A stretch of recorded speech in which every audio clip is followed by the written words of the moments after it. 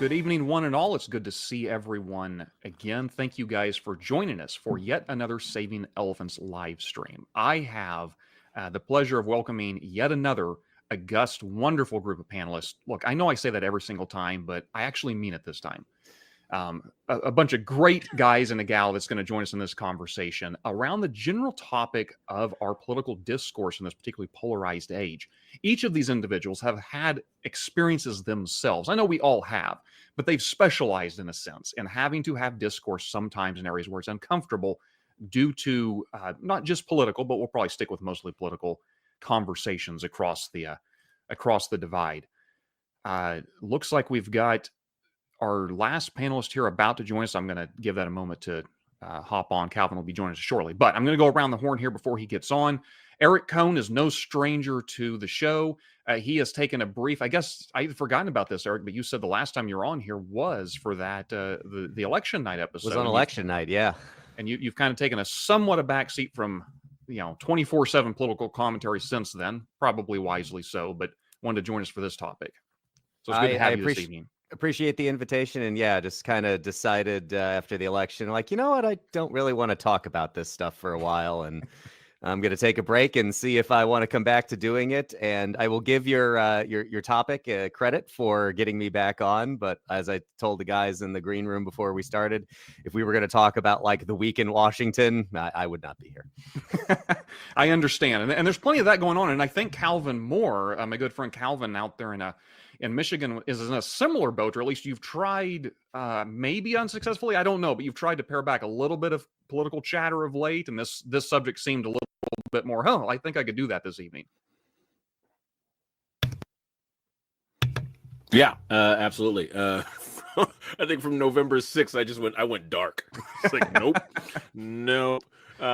But yeah, I took some time off, quite a bit of time off, thinking, hey, I'll wait till after the inauguration because maybe things will calm down. And so, yeah, I'm glad that this is the topic because that's just, Eric, I feel you all the way. Yeah. I can do this. I hear you, man. I can do this, but not much else at this point. I'm sure Eric and Calvin are not the only ones out there, but my remaining three panelists here do not have that luxury because they operate in podcast organizations, which that is literally what they do. Elizabeth Dahl, of course, has been on a time or two. She's a representative from Braver Angels. I occasionally do a Freudian slip, say Blazing Angels, but I don't think that's the image you're trying to evoke. If I got this right, it's the largest, what do you call it, grassroots not-for-profit depolarizing organization. What is it you guys bill yourself as? Yeah, and the largest national grassroots depolarization organization in the country. I got all the right words, just put them in the wrong order. Okay. Yep. Right. It's always good to have you. You guys do. Nice. You're out there doing God's work, getting the reds and the blues together, as you call them, to have hopefully mostly fruitful and civil conversations. So you guys are actually doing this thing we'll be talking about tonight. So always good to have you, Elizabeth. And good to see you again. Yes, likewise. Let's see. Will and Josh, Will Wright and Josh Bertram. I'm only introducing the two of you together because you are co-hosts on the Faithful Politics podcast. I had the great pleasure of being on your show. Gosh, what was that? It hadn't dropped yet, but a couple of weeks ago we recorded that. I had a good time talking to you guys. You represent, broadly speaking, a left of center, right of center viewpoint, and have on. I really do have to applaud you for the wide range of guests. You even have screwballs like me on to talk about their. You both are exercising an immense amount of patience, I think, sometimes with occasionally things people will say. But Will and Josh both, good to have both of you. Yeah. Hey, thanks for inviting us. Really looking forward to this conversation, and I'm glad I'm not the only Black person. So awesome. Glad I could be here to represent you on a podcast. Yeah. No one can say. And shout out to Elizabeth because she's representing the Kitsap County, Bainbridge Island area. Just because I had to do all my research and all y'all, and that used to be my old stomping grounds. That's awesome. Yeah, wow. It's great to be here. Thanks so much for having us, Josh. And I just want you to know that I'm of the two of us on the podcast, I'm definitely the most woke, and I just wanted to make that. Just clear for everyone. That seems unlikely, but okay. Fair enough. Where in Kitsap are you from? Well, so Bremerton, I was stationed out in Washington. PSNS. No. branch of the I was military? infantry, so I was at Lewis for Ah. a number of years. Is And that Army infantry? Army Okay. infantry. And Well, see, I may be black like you are, Will, but now we can't be friends. Well, I've got lots to say about weapons of mass Big destruction. fans of the Marines, so we can't be friends. Yeah, it's all right. We have lots of time to disagree That's on true. things. That's true. Yeah, that would be Calvin. You and I go back, and we are both no stranger to the fact that occasionally we have our bigger quarrels over non-political things. So let's try to just keep this to the very civil topic of Trump and the Democrats. But last My family's all Navy, so I can get in on that one oh too. dear. I love it. My dad went to the Naval Academy. Elizabeth, we could be friends. We could be friends. All right, before we get completely off course here, last but certainly not least, Corey Nathan. Corey, I was on your podcast. Corey, you were on my podcast a long time ago. I'm grateful that we are both still doing it. You have squeezed okay, you've squeezed most but not all of the name in there. The most important part. Talking politics and religion without killing each other, and the That's the talking point. and the killing, probably for space limitations you put the well, no, that doesn't save you any room at all, does it, if you put the apostrophe instead of the G? So man, that is a mouthful, but Yeah. it's good to have you. You have been in this space for quite a while. In fact, I want to start with you, Corey, and before I throw a question your way, I'm just going to remind the audience, this is a live stream. If you want to post any tasteful, appropriate questions or comments, I'd be more than happy to share it with the group. But I want to turn to you, Corey, because you have been, from all appearances, on somewhat of a journey since Election Day. Of it, Election Day, and I'm not trying to put your words in your mouth, so tell me if I've got this wrong, but it somewhat caught you a little off guard, a little by surprise. You're like, you know what? I'm going to buckle down and I'm going to have lengthy, in-depth conversations with people I actually know personally who voted for the other guy, say. Maybe I shouldn't say the other guy, because in this particular election, that actually gives away who the guy was. Yeah. Who voted for the candidate that you did not or didn't support, in an effort to just try to better understand them. And so I wanted to kick it off to you to just ask what has come of that? What have you learned in that process? Has that strengthened any of those relationships? Has it frayed anything, or what has that been like for you since Election Day? Well, it's definitely underscored my conviction on a few different levels. One is that if we are casting each other into a certain pit and fires of hell because we happen to vote one way on one line of our very long ballot, then we're really missing out. We're missing out on humanity. So yeah, I do make a habit of forging and fostering and nurturing relationships with folks that I know voted differently than I did at the top of the ticket. And what I found is very much like former Representative Joe Walsh and his now good buddy. Oh gosh, his name just slipped my mind. He tragically lost his daughter in one of the Florida shootings. She was born the day before my son was born.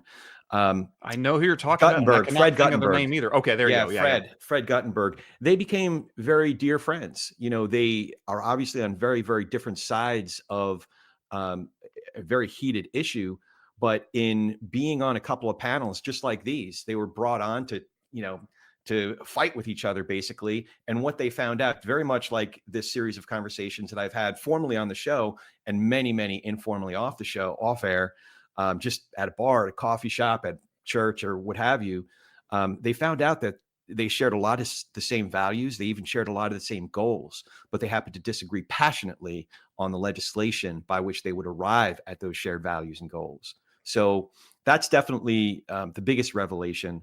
But I think I carry with me the bruises, because a lot of times I do end up getting kicked in the teeth for every time that somebody agrees to have a conversation with me, go out for a beer, have a coffee, or, meet up after church or something like that. There's maybe at least 5, 6, 7, 9 people who either ignore me altogether or give me worse than that. But I just don't want to give up on people just because they happen to vote differently than I did at the top of that ticket. And Josh and Will, I know you guys have had your podcast form is a little different, obviously, but have you had similar experiences in your? And I really want to open this particular question up to everybody. I just know that Corey's deliberately went on kind of this journey, but what have your guys' experiences been in trying to speak with those across the aisle? Yeah, I'll let Josh go first because I'm actually curious on what he has to say. Yeah, I mean, I think my experiences have been in general that either people just don't really want to talk about it because they're afraid to, and they're afraid that it's going to cause issues in relationship, which makes sense. I mean, because it has and it does. And but also at the same time, um, my experiences, I do this all the time with Will. So we've like become very comfortable in having these conversations. That whole thing.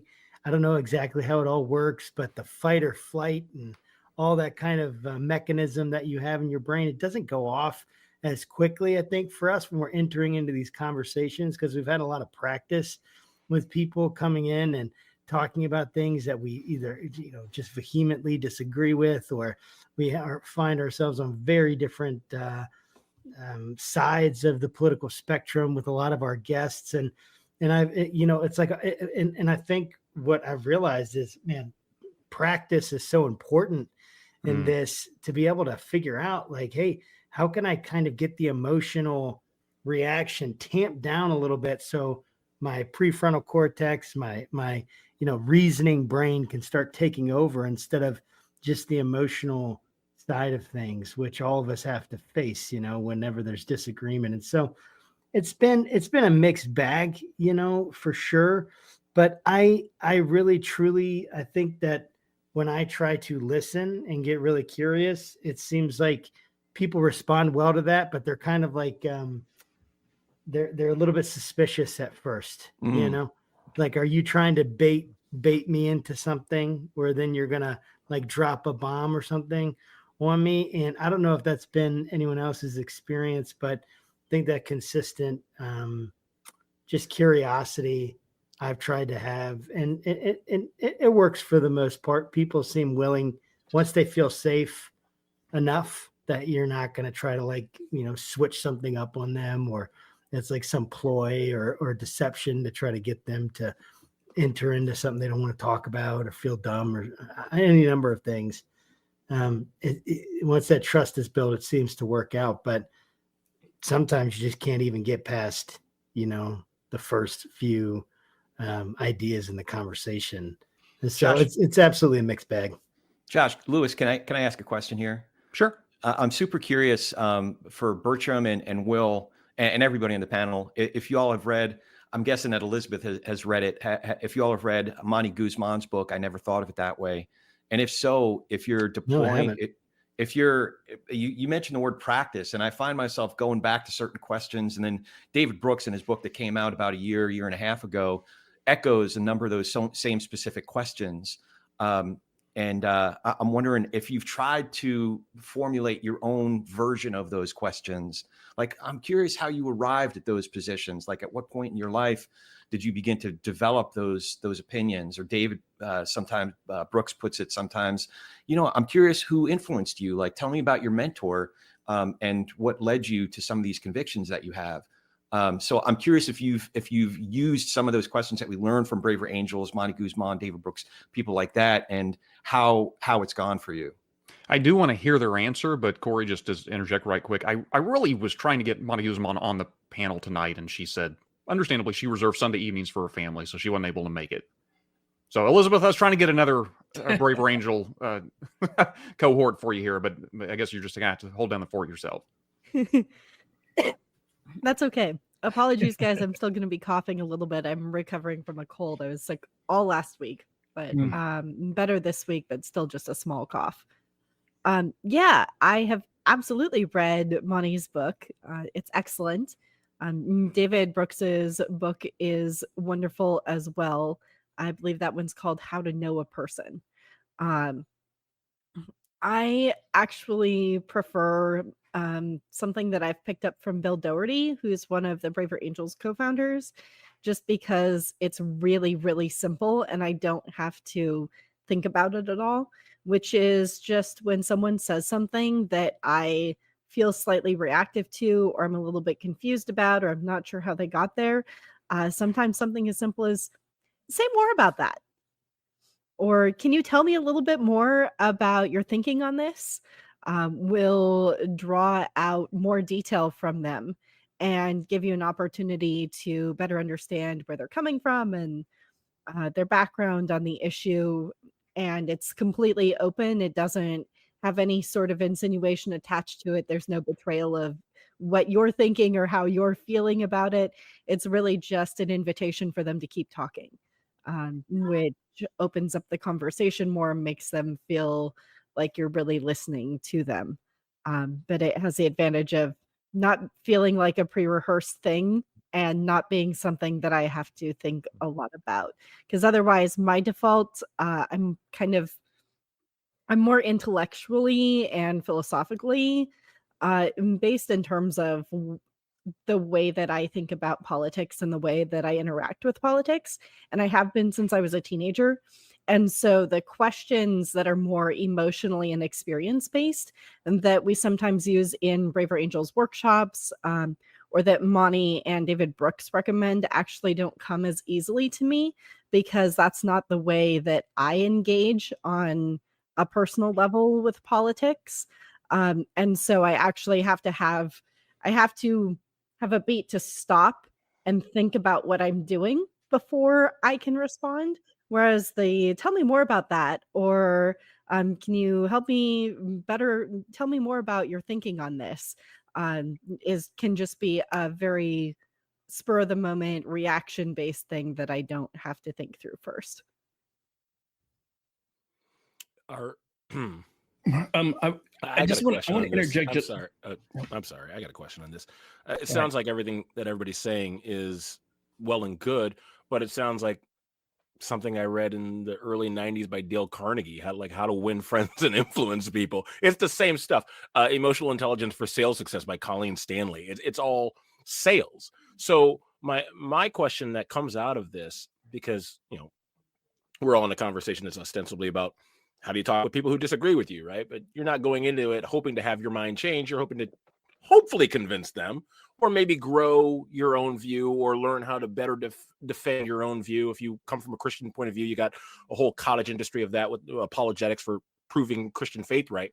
My question on this is, are you going into this kind of thing, these kind of conversations, hoping to change minds and better understand people? Are you going into these situations trying to sell them on your point of view? Because everything that's been said so far are all sales tactics. I've worked in sales for 20 years. These are all basic rudimentary sales tactics.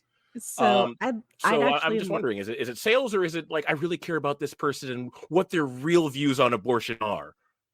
I'd love to jump in on this just because this was like maybe the first thing that ever occurred to me about politics and knocking on doors back when I was still a teenager. I had always hated sales, which I'd done even as like a preteen because I competed in dance. And so I had to sell stuff for fundraising. And I thought that I hated sales. And then I got into politics and I learned that actually I just hate selling products, but I really love selling ideas that I believe in.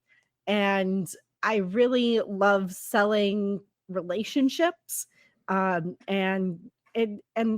the ideas. And so for me, it's not that I'm trying to change someone's mind about politics, but what I am trying to do is sell them on the idea that I am a trustworthy person and I am a reasonable person. What we say in Braver Angels is, um, hopefully they think that you are a reasonable person in the room that they can talk to even as they disagree with you. And so that's sort of the idea that I'm selling, is this idea that we can have a higher trust society than we do right now, and it starts with me trusting you and you trusting me. And yeah, absolutely it is sales tactics, but what you're selling isn't the political ideology anymore. It is um, your trust, and that it is you, really, yourself, your personality, and your ability to interact with people in a trusting way, and their ability to interact with you. Yeah, I mean, I think I would just piggyback on that. And I totally hear what you're saying, Calvin. Like it can feel a little bit manipulative, like, hey, let me feel you, let me make you feel good, so then I can have you in a certain kind of mental mindset, and then almost like a bait and switch, and there's like some manipulation behind it, or even, it doesn't necessarily have to be like nefarious and manipulative, but that kind of selling. And I do think, like, yeah, we want people to think how we think, at least I do, or I would want to then re-examine what I'm actually thinking, because why would why would I believe something and then not want someone else to believe it if I really thought it was true? And so it's like, okay, well, I want them to believe it, but at the same time, I don't have a monopoly on truth by any means. And so I am trying to figure out, like, okay, maybe I can discover how they think so that I can understand them, and maybe it really will help me if I'm thinking about, like, that there is some kind of truth there. I don't know if we'll be able to discover it. I know that's a totally separate question, but if I kind of tend to believe that there is some kind of objective truth out there, and so maybe we can figure it out, maybe this could take us a step towards that. There's a lot of times I don't think people really want to do that in a conversation. That's a pretty heavy ask. Or a big ask. It's a lot to do, and maybe they just want to talk about, how much they hate the Commanders because they just disappoint them all the time, like me. I'm a huge Commanders fan, and they just always disappoint me, and maybe they just want to talk about that, or they don't want to get into these heavier conversations. And so, but if I can try in my own mindset to try to get it to a place where it's like, hey, I really do think there's a truth out there, and maybe they could help me. So it's almost as much of like an exercise in my own, like, patience, my own willingness to listen, my own, like, ability to discover truth, and as much as it is like trying to convince them one way or the other. But if I believe something, I do want someone else to believe it, or I should probably re-examine why I even believe that in the first place. I don't know if that makes sense. I'll throw this out for someone else to speak. Yeah, I want to just jump in here for just a second, because I think that everything you all are talking about is really at the essence of why Josh and I started our podcast. So, like, if you know nothing else about our podcast, just know that I am a progressive and Josh is a what are you? Conservative? Yeah, conservative most days. Like, maybe I consider you a conservative, but under, sort of the current model of what it means to be a conservative, you're like a token liberal. So for the purposes, totally a rhino under the curtain. For the purposes of my explanation, you are a conservative. So that's basically our entire podcast. It's just that dynamic. And back in 2014, there was a study done by Northwestern in Boston, where they surveyed a bunch of, like, Democrats and Republicans and the Palestinians and people in Israel, and what they determined, like, don't ask me sort of the science behind it, but what they determined was that the conflict between these two groups were almost identical, meaning that, like, when you think about, the conflict between Palestinians and, the current regime in Israel, like, yeah, that's pretty intense, right? And it's been going on for a long, long time. Well, at the time they did their study, it was similar, which I think kind of speaks volume. They put a name to it. It was called motive attribution asymmetry is the name, and like in the study is where they kind of determine you've got these, like, in groups and out groups. So the idea is that, people in the in groups, like, all of our stuff is altruistic and we can do no wrong, but those out group folks are basically the devil, and they think the exact opposite. So when you have, like, these disagreements with people, if you go into that disagreement thinking of it like in the same terms of like the Israeli like Palestinian conflict, like you'll slow walk into the disagreement versus taking it head on. So like to Elizabeth's point, hey, yeah, asking clarifying questions is great. You know, like when Josh mentioned, you know, we talk to a lot of people on our podcast that span the spectrum of beliefs. I mean, like sometimes our guests will say, hey, you know, they want to know kind of who our audience is because they want to tailor their message to the audience. And I said, I was like, I'll just give you kind of the bookmark ends, you know, if it's useful. Like we've had Kevin Roberts on our show, you know, he's the president of Heritage Foundation. And then we have the co-founder of the Satanic Temple, Lucian Greaves. I was like, that's your audience. I was like, if you need the theological bandwidth, like I can give you that too, you know, but like it's wide. So when we are talking to folks, I mean, just, you know, on a week by week basis, we're generally talking to somebody that either I don't agree with or Josh doesn't agree with, but we've made the commitment, you know, to kind of live out like the Philippians 2, 3-5, you know, basically just treat other people like with respect, treat them as more than yourself, essentially. Are you talking to anybody stupid though? What's that? Are you talking to anybody stupid? And that's debatable. Yeah. Okay. So you use the word respect, and here's the deal, because the thing that's been you know, the claim has been lobbed against progressives, which I'm more progressive, is that you guys are, you know, you're elite thinkers, you're in your ivory towers, you can't talk to the hoi polloi, you can't talk to the common man. I work in a mechanic shop, right? I work with like they were drawing Hitler mustaches on Kamala Harris and putting it over the trash can during the election cycle. That's where I work, right? But I'm like the sole progressive there. But the question for me that in group versus out group, you were talking about the motive attribution asymmetry, but you're also talking about, you know, who you bring on your show, and Josh, I'm not trying to hijack things, but the question for me around this now has become why I went dark. Was I have committed to talking to smart people, and I've stopped pretending that everybody's smart. Not everybody's smart. The last podcast I was on with you, Josh, I got super emotional and way out of pocket and way out beyond what I knew what I was talking about. I was like, yeah, I was out of my depth there, right? And so I try to talk to people who know what they're talking about. I try to have people on who are smarter than I am, so that when I walk out of a conversation that I probably walked into emotionally, like I feel this way emotionally about immigration, and now I'm talking to an immigration lawyer.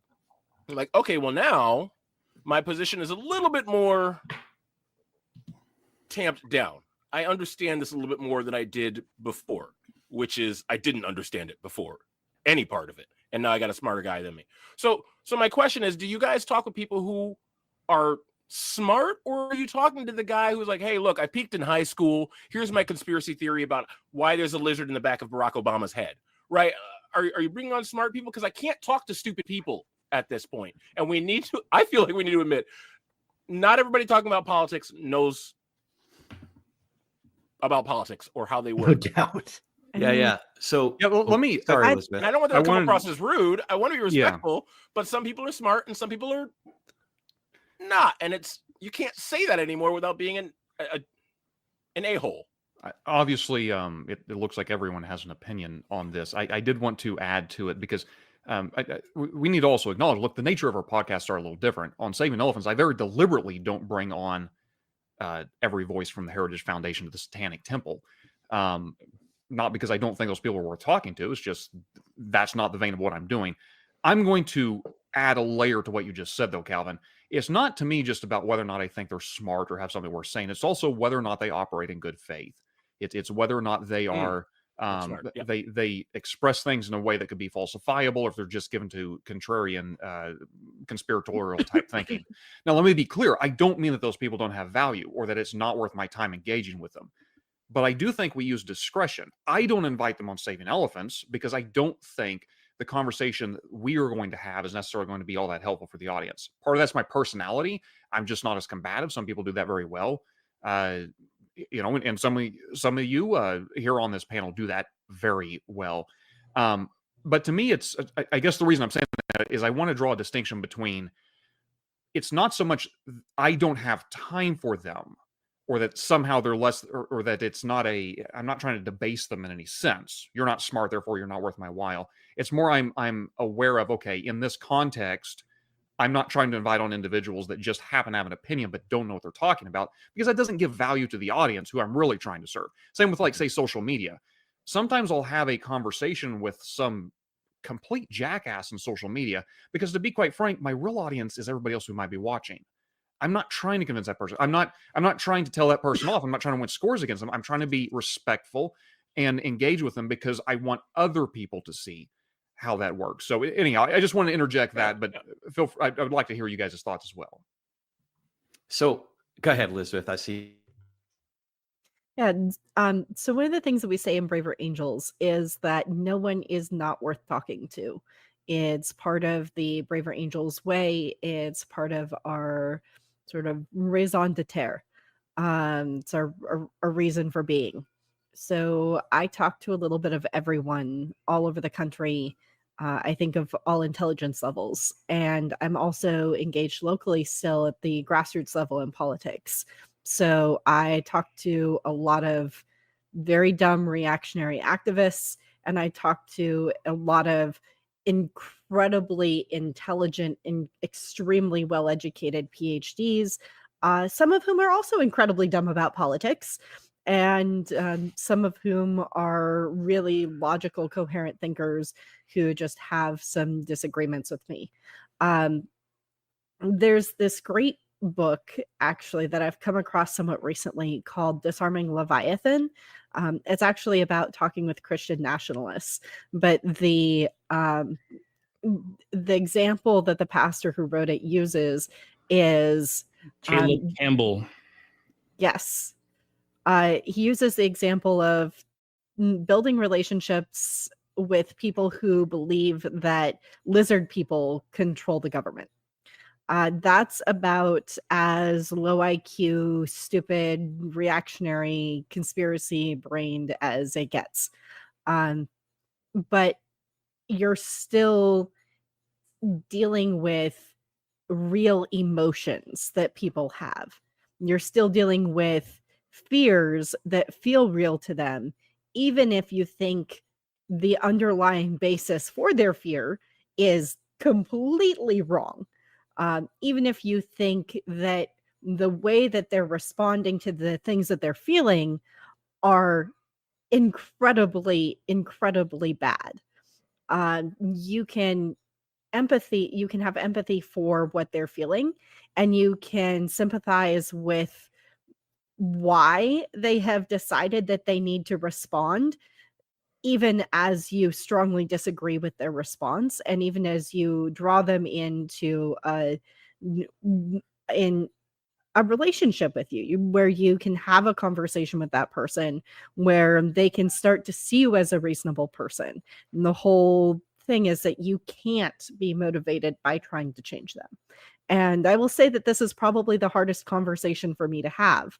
Something else he talks about that really resonates with me is that, when it's someone who's, say, a very conspiracy brained person on the right, a QAnoner, who I've talked with many of them, been friends with a few of them. I struggle with that because it feels like in some way they reflect me because they're on my side. And so there's this huge temptation to not welcome them into conversation with me, because what if someone thinks that I'm associating with them? What if someone thinks that I agree with them in a way that I don't feel about what I would call blue anon conspiracy theories, sort of the left-wing equivalent. Trump is intentionally slowing down the post office. The COVID vaccines, before the COVID vaccines came out, that because this was Operation Warp Speed, they cut too many corners and the vaccines were going to be bad. There are left-wing conspiracies and there are right-wing conspiracies that are both very easily disproven. They're just different sorts. Yeah, there's And this left-wing conspiracy that believes that Trump is a Christian. And That's a Don't major even get me conspiracy started. I have been trying to dispel for a long time now. It's not sorry, working. I'm sorry. I didn't mean to like be that guy that breaks in when you're saying To that joke though, Will. Elizabeth, you and I were on the last podcast together, and you and I disagree on the trans issue, and that's fine. We don't need to go into that. To the point you're making, though, going into a conversation with you would think that you were an unreasonable person, right? And so that's not to be an insult, but the starting point politically, like here's what I think on this, and so my position is this, and her position is that. So I already start off thinking that's unreasonable. I already think that. So for you, you're looking at QAnon and going, they're unreasonable, but they're on my side. And I'm going, all of you are unreasonable. You're maybe just a little bit more reasonable than they are, but you're still unreasonable. You're looking at my side going, you guys are unreasonable because you think that men can be women, right?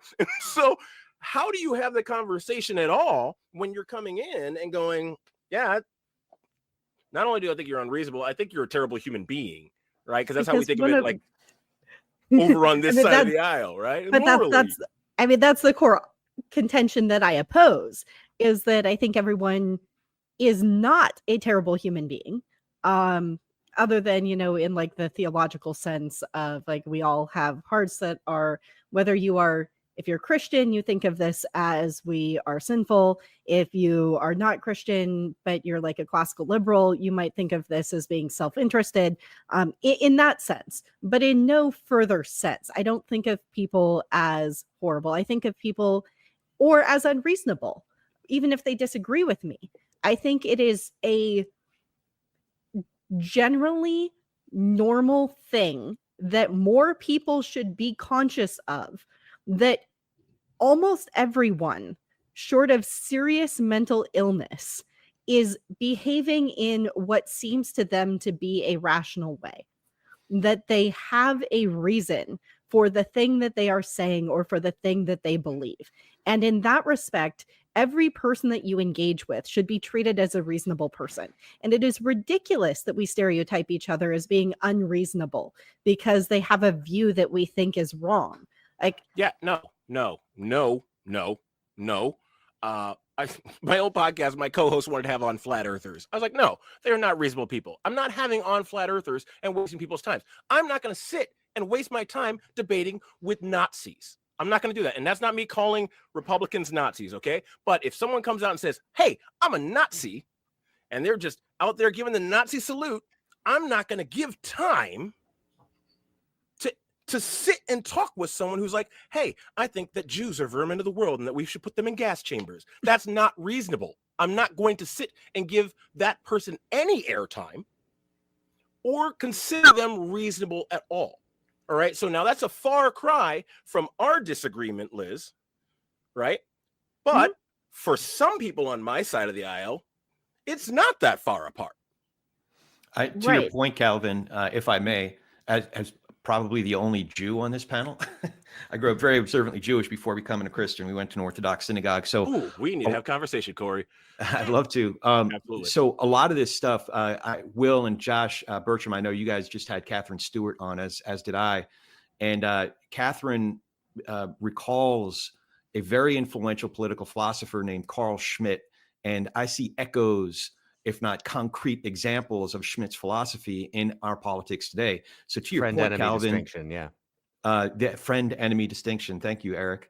And Eric, I'm dying to hear from you. We're like 39 minutes into this thing. I'm dying to hear from you. Eric, just because your moniker says there you don't have a relevant podcast doesn't mean you can't chime in occasionally. And I promise I'll shut up. I'm done for a while. Yeah. But just to complete that thought, if there is, like, listen, there's not any particular issue that I want to get all contentious about. But the one issue that I will throw down about is this thing that we do, this us versus them, this friend versus enemy. And the way that we get into that mindset is by identifying one data point about somebody, whether it's the shade of your skin or who you voted for at the top of the ticket or where you come. Like my family's all from Brooklyn. So, then you know everything you need to know about me. You all probably don't root for the Mets. So I know you're not as good of people as I am. But we do this thing. Monty refers to it as chaining. I think of it as the domino effect. I know one thing about you. Now I know, that you're X, Y, and Z, all these other things. What I'm trying to do is there's a philosopher who teaches at Duke, Dr. Roberto Che Espinosa. She thinks of it as remembering. By doing this friend enemy thing, we're dismembering people. We're dismembering our neighbors from our community. And it's people that I might have, just like I was talking about before, like Fred and Fred Guttenberg and Joe Walsh. They have a lot of values in common. And maybe here, or my cousins. I'll give you a concrete example. I have cousins who live in Israel. One of my cousins is a civil engineer. There was a project that had to do with sewage. She ended up having to collaborate with a Palestinian.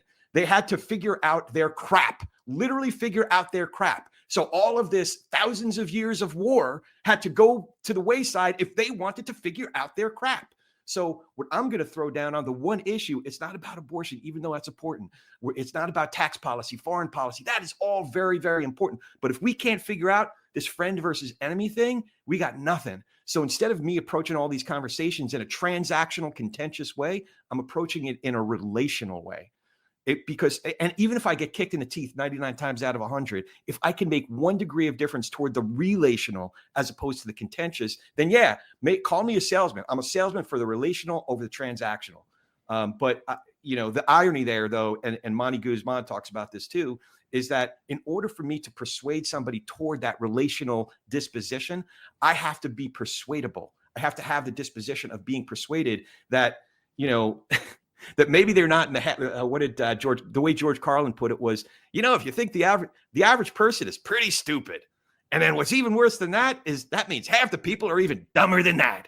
So I'm trying not to put, half the people in that bucket that George Carlin was talking about. That was a great impression, by the way. Thank you. That was now we know what his extra job is right? A George Carlin impersonator. Over there. So I appreciate Corey saying that, if not only to finally give me something where I can have a real point of antipathy and disagreement with someone, because as a Yankees fan, ooh, I mean, you people are just the we won't go there. Thank you, George. Thank you, Juan Soto. First in spring training. You're welcome. So here is where we're actually going to have to bridge some divides, Josh. Okay. Is this situation where things really get nasty? I mean, it's not that I haven't had any thoughts, is that I didn't know that I had anything particularly insightful to contribute to the conversation that was happening. I'm fascinated by the work that people like Liz do. I had a friend who his father once gave him the advice that anything that doesn't violate your principles has a price. And I don't think there's anything about the work that Liz does that violates my principles, but I don't think there's any amount of money in the world you could pay me to do the job that she does. I have just very little interest in talking to people who believe that kind of insane nonsense. I don't find it rewarding, remunerative to myself. So for the most part, I don't do it. Now, that is not to say that I don't want to talk to people who are not in the same professional industry or you may have an interest in politics or philosophy or ideas or anything like that. For the most part, I just choose not to do that because it's my day job. And as somebody once told me that, I get paid to talk about politics. So if you want to give me money, I'm happy to talk about it with you. But other than that, I put up, I don't have a relevant podcast. The only podcast I'm on now is one about the New York Rangers, right? You want to talk about the New York Rangers with me? Happy to talk about the New York Rangers with you. But I just don't particularly have an interest in talking to regular people about political stuff beyond where it intersects with my professional life. And that really is as a marketer managing grassroots political campaigns and operations. But other people are mostly doing that work. I'm doing the strategy and I'm directing the big picture part of all of it. I said yes to doing this in part because I'm struggling with some of this myself, but not in the way that this issue is typically framed up. The typical idea would be that I, a person who was on, for most of my career, put up, I don't have a relevant podcast. The only podcast I'm on now is one about the New York Rangers, right? You want to talk about the New York Rangers with me? Happy to talk about the New York Rangers with you. But I just don't particularly have an interest in talking to regular people about political stuff beyond where it intersects with my professional life. And that really is as a marketer managing grassroots political campaigns and operations. But other people are mostly doing that work. I'm doing the strategy and I'm directing the big picture part of all of it. I said yes to doing this in part because I'm struggling with some of this myself, but not in the way that this issue is typically framed up. The typical idea would be that I, a person who was on, for most of my career has been on the political right. My underlying beliefs, Josh and I I've been on his podcast a number of times. And he and I are kind of in the same boat where it's like, for the most part, we in the last decade feel like we've been standing in the exact same place and everybody is running around crazy around us who previously we thought we were in a political coalition with, that we thought we were on the same side of things. And it does not seem to be true anymore. So the typical framing of this would suggest that, say, Calvin and I should be the ones who are at each other's throats about things, right? Like, how do Calvin and I find a way to talk about things because he's on the left and I'm on the right? And my belief system, as I wanted to note there a moment ago, really hasn't changed. The challenge that I have now is talking to people that I used to be in a political coalition with, that I used to consider as allies, who I now do not consider allies at all. And in fact, the way that I described it shortly after the election, where I decided I was going to take a couple steps back from this kind of stuff, is I had noticed, and I think this was true in 2016 as well. And I remember having friends on the left who reached out to me, friends from college in particular. Again, I was a conservative on a very small liberal arts college campus in the early 2000s where I thought things were at a fever pitch. And boy, was I foolish and wrong. But I had a lot of those people reach out to me to be like, I want to understand the average Trump voter. And I had to tell them, look, I didn't vote for the guy. So I can't particularly help you there, other than I think maybe I can explain where those people are coming from because I've known a lot of them. But there seemed to be this generalized contempt that people on the left had for the average rank and file Trump voter. And I do not have that. I understand entirely why the election came out the way that it did. I have a very specific contempt for people whose names I could give you, who I think have made a career, or at least I intersected with them in a professional life, claiming to believe certain things, and who have proven themselves more than willing to sacrifice their dignity, their honor, their integrity in service of somebody that they just think is really super cool for some reason that I can't figure out.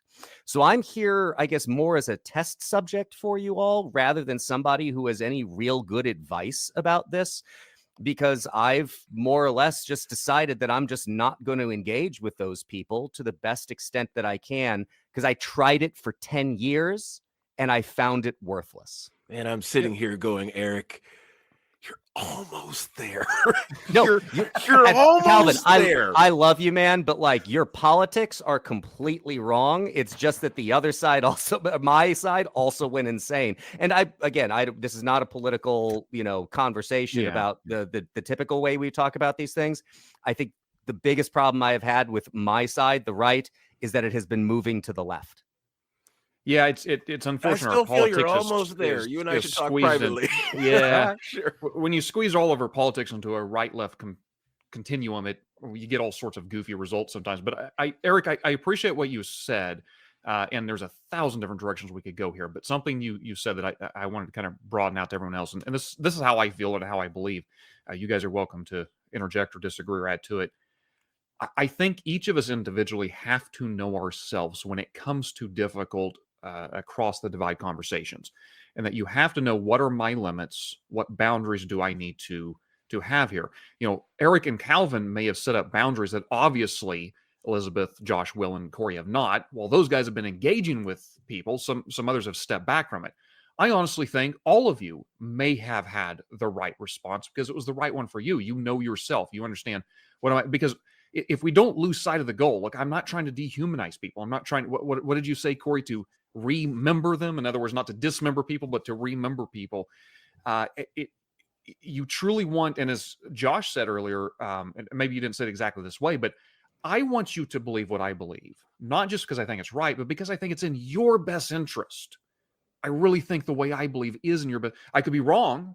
I'm open to being wrong. Maybe the way I believe isn't in your or my best interest. But I want to engage people who disagree with me for that reason. But sometimes I don't. Sometimes I easily lose sight of that. sometimes the worst thing I could do is get on social media and start arguing with complete strangers across the globe.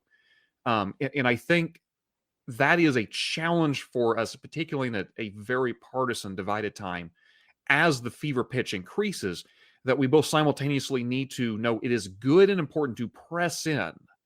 It's also good and important to know when to apply the brake and say, I need to step away because I don't want to be part of this problem. What I'm concerned about, one of my main concerns, and this is a follow-up question for you, Eric, is I guess where is that line? So take January 6, 2021, for example. There was the Stop the Steal rally, and then a bunch of people broke off and violently stormed the Capitol in order to disrupt the peaceful transfer of power.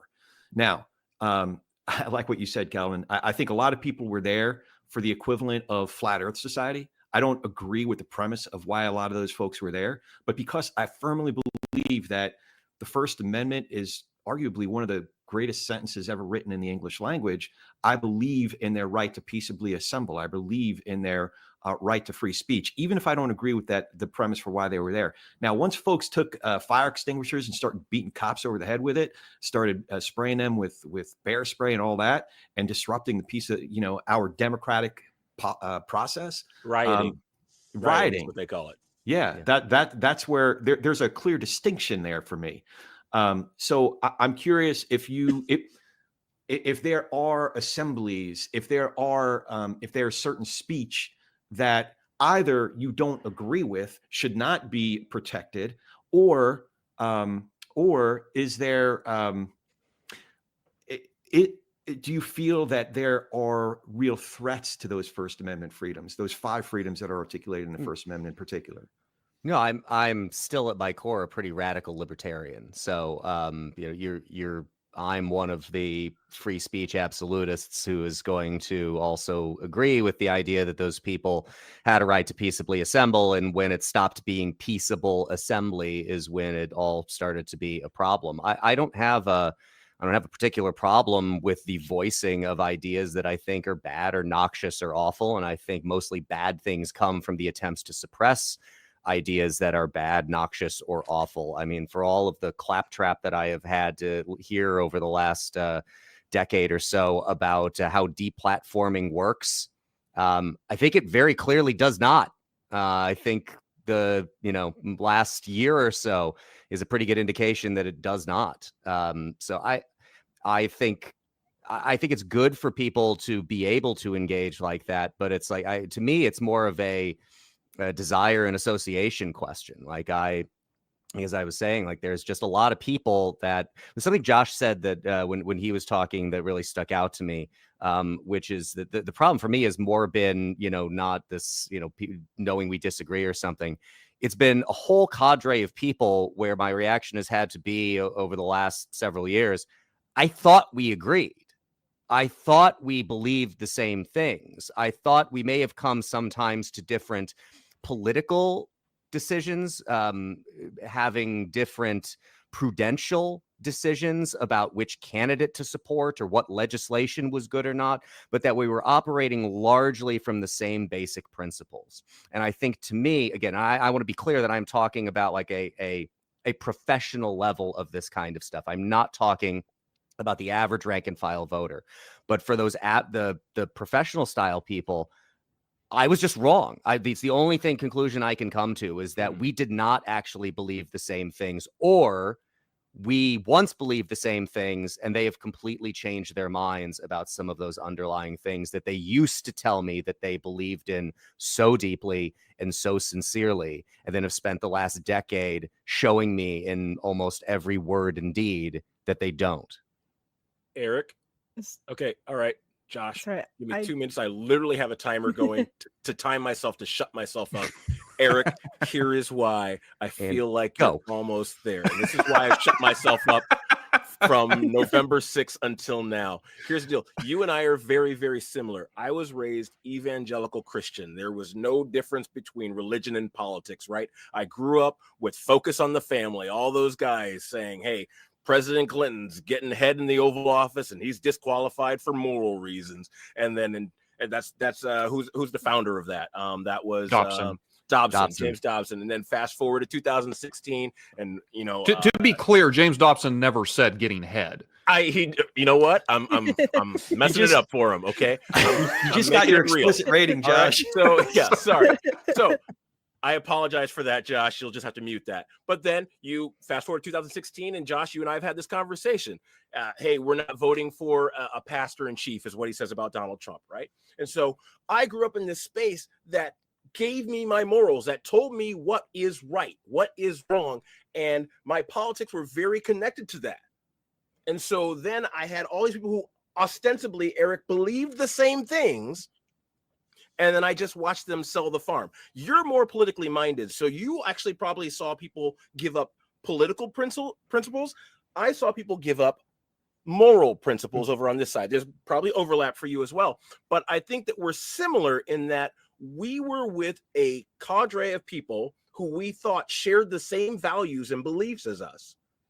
And then at the 11th hour, at the time where it mattered most, they ripped your heart out. Like, I truly believed this, and now I'm finding out that you didn't. What do I do with that? That's where I think a lot of people are, and you and I are similar in that sense. I got 5 seconds left, and I'm done. Yeah, I know. Yeah, I know Liz wants to jump in, but the thing that I would say, not really in response to that, but I think in parallel to that, is there were a lot of people over the last 10 years or so that this political epoch required them to answer one question at the end of the day, which is, what is the one thing that you care about more than anything else, sacrificing everything else? And for a lot of people, the answer was power. Yeah. We have a lot of incredible people in this panel. We're coming up to the end of the hour. I want to give everyone an opportunity for some kind of closing thoughts. If any of you have to hop off because I said we go about an hour, that's totally cool. But I didn't want to leave today without anybody just having, man, there's this thing I really got. And again, the reason I'm saying that is because I'm really hoping people watching is deriving it. It's a fruitful conversation nonetheless, but somebody out there could derive some value of, okay, here is a way I can approach life that'll work better for me and the people around me. So I really wanted to jump in and sort of back up a minute, but I don't want to get too far afield into closing thoughts and have people totally lose track of where we were. Is it okay if I speak now, or do you want me to wait till after close? Could you wrap it into your closing thoughts, or you're afraid you're going to take us off in a different direction? Is that what you're saying? Yeah, I'm afraid I'm going to take us off in a different direction. Let me invite you just to do closing thoughts. And I just because of the interest of time and everybody here I really want to hear from them. I'll sacrifice my closing thoughts because I don't really have any for Liz to do whatever she would like to do. So the senator yields his time to Ms. Dahl. Fair enough. I'll allow it. Okay, so I just wanted to back up real quick to what Josh had said about boundaries and everyone making the right decisions for themselves. I think that's exactly right. Calvin, I don't think you personally need to talk to Nazis. I don't think anyone specifically needs to go out there and talk to the person who makes them the most uncomfortable. But what I do think is that someone has to go out and do that, because particularly right now in the reactionary moment that we're in, there is an enormous subset of people out there who imagine that if you aren't arguing with that really dumb idea, it's because it's correct. Not because you don't want to waste your time with them because their arguments are so absolutely dumb. And there are people that you can engage, and there are relationships that you can build, because ultimately what I often find is that it's not the particular belief that people are attached to first, and then they find a community. It's the community that they're looking for. They've lost purpose, community, they've lost belonging. And then they find someplace, they find this absolutely the worst rabbit hole that exists on the internet, and they fall all the way down it. And then as they start talking about it to the handful of people that they still are connected to in real life, more and more people disconnect from them. And that niche of terrible people on the internet become more and more important to them. And more the only relationships that they think care about them. And so you need to, someone, maybe it's not you personally, but someone in America has to be that bridge to the many Americans that have found purpose and belonging in horrifically bad ideas and absolutely awful tribes. And you have to do that through building relationships with people that you think are really dumb. And so sometimes that's what I find myself doing. It's not an easy process. It's not something that happens in one step. It's something that happens individually over time, and it's why it requires collective action. And so I just wanted to go kind of step backwards a minute to that. And Calvin, I had a very similar experience to you and to Eric. I've remained on the conservative side, but I sort of think the same thing. I think kind of the difference, Calvin, between my conclusion and yours is that I essentially said, "Oh, I get it. You are really, really you're fed up with people who have said like, "Oh, you just need to stop voting based on your religion." You finally decided, "Okay, fine. I'm not going to vote on religion anymore." And now everyone's mad that you decided to stop voting on religion. Like, I happen to also be frustrated that you decided that political power was more important than maintaining morality. But I understand why you came to a different conclusion about what was important than I did. And that doesn't make you a terrible human being. It makes you someone who, just like every other human, is capable of doing really bad things for really good reasons. And that's what I often find in politics. I will meet people one-on-one. I know a J6er because he was on my county executive board with me. I really hated working with him because I think that he is a terrible human being, all politics aside. Not a very nice person. But he wasn't at January 6th as a rioter because he was some super partisan Republican, or because he was super MAGA-y. He was there because someone persuaded him that that was the way that he could oppose uh, censorship. And that's the thing that he thought he cared about the most in the moment. And he was mad about vaccine restrictions that were preventing him from making good sales. And he found this tribe of reactionary anti-government people and sort of fell in with them, and then found himself in DC. And this is how he ended up at January 6th and being convicted of federal crimes. Like, I think that othering J6ers, just like othering any other sort of group that we think of is extreme, and not understanding their actual self-described motivation, does them a disservice and prevents us from rebuilding the very relationships that would bring them back into sort of what we want, which is a reasonable, more trusting society. I think ultimately that a lack of trust underlies the vast majority of the problems. And that can also be my close. Yeah, I said I was going to speak again, but I will only briefly to say that I was tracking with what Liz was saying until the very end conclusion there, and then she lost me. You don't think lack of trust is the underlying? No, I think lack of trust is an underlying thing, but I actually have no particular problem with wanting to I can't remember what the othering has such a connotation to it, but my brain is not capable of coming up with another term for it at the moment. But, for whatever reasons that somebody was convinced to be at January 6th, if he was convicted of federal crimes, then I'm going to assume he was doing things in an extension of his presence there that had nothing to do with censorship. Yes. And frankly, I have no particular problem othering people like that. Just don't. For me, it gets complicated because, again, what is the goal here? Is the goal to just say, like, there are bad people and there are certain people that don't belong in society, and so we want to push them out of society, and where is that line? Or is the goal to say there are people who do really bad things as a response to their bad beliefs, as a response to feeling like this is the way that their life has meaning? And if I can be that bridge to build a relationship that helps them find a healthier place to find meaning, so they won't escalate their bad behavior, they won't fall in with a worse crowd, then that's what I am trying to do. There's a point where I said earlier, beaches, bombs, and bullets become part of the equation on solving the problem. which is a I'm- sad reality that we live in. But what we're talking about now, last time we were dealing with it, took beaches, bombs, and a lot of bullets and a lot of lives. Sometimes the talking stops. Sometimes trying to figure out where the line is going to stop, and a lot of people are going to get hurt. And so I'm trying to not have us need to resort to Yeah. bullets. I'm trying to prevent that from being where this ends. And if I This is can where drag people away from that, Mhm.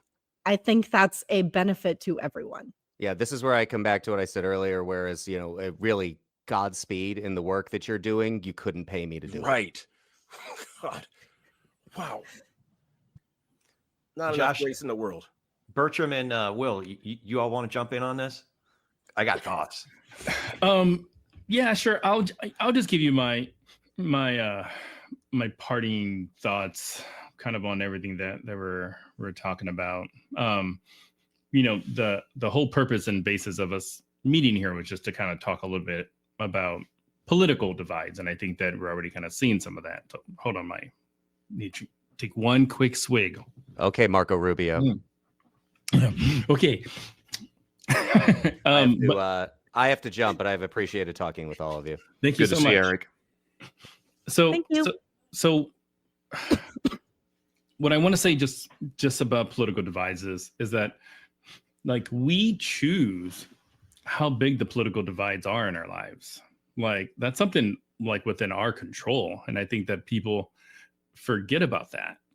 Like, because I don't necessarily think that we're as divided politically as we are. Because if I did, I would be doing a heck of a lot more to try to solve that, because it's my issue to solve. It's not like it's like me waiting for politicians to solve the issue that they're creating, like you're like scratching your head like, well, why'd you even create that problem in the first place? Like we can't expect the politicians to start getting together and then we replicate what they do.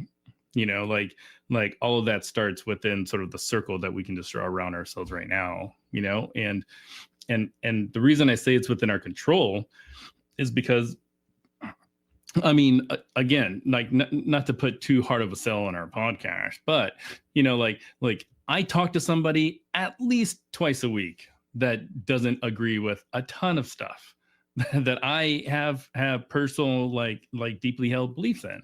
We can go down a list: abortion, same-sex marriage, we can just go down, and Josh and I just will not agree. But like, he's one of my closest friends. I mean, actually, I attend his church, so he's probably not that bad of a guy. But again, we choose how much of a divide we want to have, and I think that once we realize that it's within our control, we start looking at how we approach like tough conversations. And generally the length of that divide is measured by our willingness or unwillingness to want to change our own minds. So just keep that in mind too. Like we go in these conversations like, oh, they're so hard-headed, like they'll never change their mind, like, and then you're over here like, yeah, Obama was the best president on the planet, like, and he wasn't. So anyways, that's all I got to say. Thank you all. Really had a great time chatting with you. I actually had to put my kids to bed too. So love you all. Hope to be in conversation with you again. Will, it was good to have you on.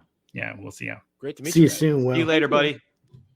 So yeah, I mean, I really appreciate what's being said, and I was thinking about what are my final thoughts going to be, and this really is what comes to mind for me, because like when we're talking about like lizard people or Nazis, I appreciate what you're saying, Calvin, because there's a sense in which like, dude, am I seriously going to waste time trying to convince you of something that you're not going to be convinced of? So that's one part of me that's like feeling that. Then there's another part that's like, well, I guess if I'm trying to be like, you can't be completely objective, but if I'm trying to say, okay, well, if you're going to tell me there's lizard people, then show me the evidence that you have for that. I'll go with you on this. Now, let this hypothetical. because I'd probably be like, I don't know if I'm really going to take time to go down this. But if you're going to tell me there's lizard people or this, okay, what's your evidence for that?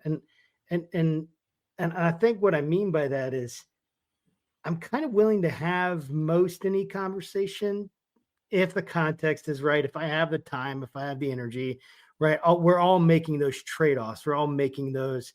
It goes back to Josh, what we talked about in our podcast, which was, I've said that like at least 10 times since then in conversations. Like, we don't deal in answer, problem, solution. We deal in issue, trade-off. It's not exactly how you said it, but we're all dealing with trade-offs here.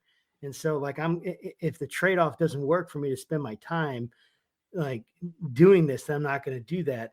But I'm far more concerned not about what someone believes, but about how they reached that conclusion. And I think focusing on the process of how we have and others have reached that conclusion is really, really important. Like, just to give this is the top of my head idea. If someone said, I believe in the resurrection of Jesus Christ, I'm a pastor, so I'll say that. I believe in the resurrection of Jesus Christ. And here are my 5 historical reasons, that there is an empty tomb, that it grew the way that it grew in the early church. And they just kind of go and they line them up. I'm not trying to make that argument right now. I'm just saying for the sake of an example. And then someone else says, yeah, I believe in the resurrection, but I believe it because an alien visited me in my dreams last night and told me that was the case. I'd be like, wow, you guys believe the same thing, but you've come to that conclusion by radically different routes. And one route I can accept and I can follow and I can understand. The other route, it's going to require more. It's going to require more understanding, right? And that's like a silly example, right? But my point is like, hey, people believe what they believe for a reason. That doesn't mean they have good reasons. And trying to expose those reasons and think about those and bring those to logic helps me do that in my own life, and then helps me try to understand others. And if it does come that this person just refuses to, like, it's like they're no matter what it is, any evidence, any counter evidence is just going to be so much a part of the confirmation bias that they're going to just disregard it, and they're only going to think, well, they're only telling you that so that they can prove the point, or, this is the conspiracy. This just proves my conspiracy point, that you even at some point, right, you're going to be like, I can't really have a rational conversation with you, so I'm going to move on. Can I ask you a question? Are you absolutely by chance? It's going to be it'll make sense in a second. Are you evangelical Christian or Catholic? Evangelical. Okay. I mean, right. There's a reason I wanted to know that. Because if you're evangelical, I've stepped away from evangelicalism. And I think there's an impetus within evangelicalism to convert people to your thinking. And I grew up in that space. I went to college. I got a master's degree in apologetics. That's why I know about it. So I've always wanted to defend the Christian faith to people. And I got older and tired. It's like, I don't have, there's not enough time in my day to have this conversation with you 20-year-old punk who doesn't, you can't even grow a beard yet, and you want to tell me the earth is flat. So like, as I get older and wiser and have less time, I don't want to do it anymore. And I've stepped away from evangelicalism as I understand it, and I have less of this impetus now to feel like I got to evangelize everybody. I got to win this person to my perspective. I got to win that person to my perspective. I've stopped arguing with a lot of people online because, like, hey, you know what, Josh, you said earlier, it might be for the other person who's watching. Like, I'm going to let somebody else do that at this point. I don't have the time and the bandwidth. That's why I took all this time off. That's why I have the bandwidth to do this tonight and won't be able to do it again for another 6 months. So don't call me. But I feel like there's an impetus for people who are evangelical, who move into the political space, to win others over to their political point of view. And at a certain point, I'm like, I can't take on that labor. Like, I know I've changed me, and hopefully I surround myself with people who can move forward in the same way and work towards change, because that's how it happens, really. grassroots kind of way. But I don't have time to convert everybody anymore. Makes sense, dude. Well, to your point, Makes Calvin, sense. I don't think Jesus did evangelism the way contemporary evangelicals do evangelism. You'll notice that throughout the Gospels, the way he answers questions at least 150 times plus is with a question. So he's looking to get into that conversation and open up people's assumptions so that he can get into that conversation. But I guess I'll use this as a kind of diving off point to share my closing thoughts. And listen, we got together because we wanted to talk about conversing across political divides. So I'll own up to something, to one of your early questions, Calvin, and that is, I got an agenda. I don't know if I'd call it a sales pitch, but I do have an agenda, and that is to fight against the perniciousness of the idea of them, they, the friend enemy that we were talking about, that mindset that we were talking about before. So how can I do that? How can I fight against? That's a thing I'm going to fight against, and an idea that I can fight for, because I think that that mindset is if that is going to continue to metastasize, I think it's one of the things that you were saying, Elizabeth, is that we don't have a ton of hope. So how can we do that? Over the course of doing this program, I've learned a few ways. I jotted, when you first asked us to share some closing thoughts, I jotted down a few. And one is just simply to show some grace. Not just with the other person, because they might be part of the, half the people are even dumber than that, but even when that person is part of that half, and they happen to be a raging jerk, then they have two strikes against them. But I still need to show but I also need to show some grace for myself, because every time I enter into one of these conversations, I'm going to screw it up so many times. I've got to show myself some grace, right? Another mindset is proper expectations. I'm not going to, Ravi Zacharias, and I know he had a not great end to his life and ministry, but he had these ways of talking to people in apologetics, and a lot of folks that studied his work thought they could change somebody's opinion 180 degrees in one conversation. I am not of that mind. If I can make 1 degree of influence, I feel like we've done something. Because in order for me to, like I said before, in order for me to be able to have that 1 degree of persuasion, I also have to have 1 degree of persuadability. So grace and proper expectations. I alluded to the power of asking questions, sincere, care-oriented questions, as Monty talks about it. Good, so that it opens up a conversation. In particular, the kinds of questions that opens up somebody to a story, telling their story, so that I'm not throwing them out with one thing I hear about them, whether it's the team they root for or the president level person they voted for or anything else, that I am seeing their humanity. If I know their story, now I know a lot more about them. I see their humanity. So grace, proper expectations, questions, getting them to tell a story. There's so much more there. Monty's book, I love it. I never thought of it that way, but I want to have that disposition of being able to have a never thought of it that way moment, to have an epiphany of like, oh, wow, I never thought of it that way. I want to have that potential that person can have that effect on me. But yeah, Calvin, there is a line. Like, listen, I'm not going to have somebody on my program that thinks the moon's made of cheese, the earth is flat, and the election was stolen in 2020. We ain't going to platform it. I have a line. I also have a line like, I want to be friends with everybody. But at the end of the day, if somebody thinks I'm anti-Semitic because I didn't vote for Trump, because Trump is the greatest thing to Israel since the history of Jesus, I got a line. We ain't going to talk. I might still love you, but I'm going to have to love you from far away, from a safe distance. So I got a line somewhere too. Just recently, I live in Southern California. Some guy I graduated high school with who never left the state of New Jersey, all of a sudden in 1 hour became an expert in LA fire policy. I got a line somewhere. I don't want to talk to you while I'm afraid that my house is literally burning to the ground. My pastor's house burnt to the ground. Nothing but the cement stairs to his house. I don't want to hear from a moron who's both dumb and mean. I don't want to hear from him. I got a line somewhere. So all these things, and then what brings me back down to earth is equipping myself, reading good books, reading David Brooks's book, reading Monty's book, Catherine Stewart's book here recently helped me understand how money, lies, and God are all intertwined for this anti-democratic movement. So equipping ourselves, going to these Braver Angels meetings, going to the Village Square meetings, whether it's virtually or down there in Tallahassee, equipping ourselves. These are all ways that I've done it to try to continue conversing across the political divide.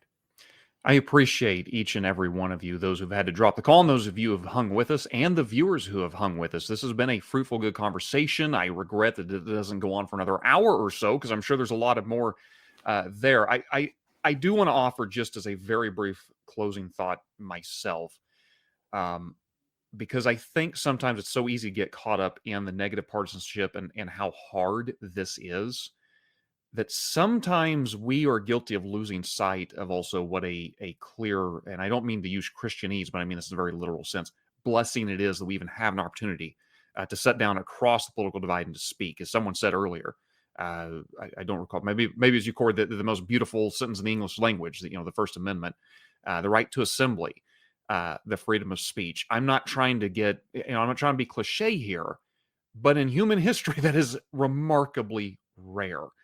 Liberty is messy and difficult and it's hard, but it's a lot better than the alternatives. And I am grateful that I get to have conversations with people I don't agree with, because a lot of humans have never had that opportunity.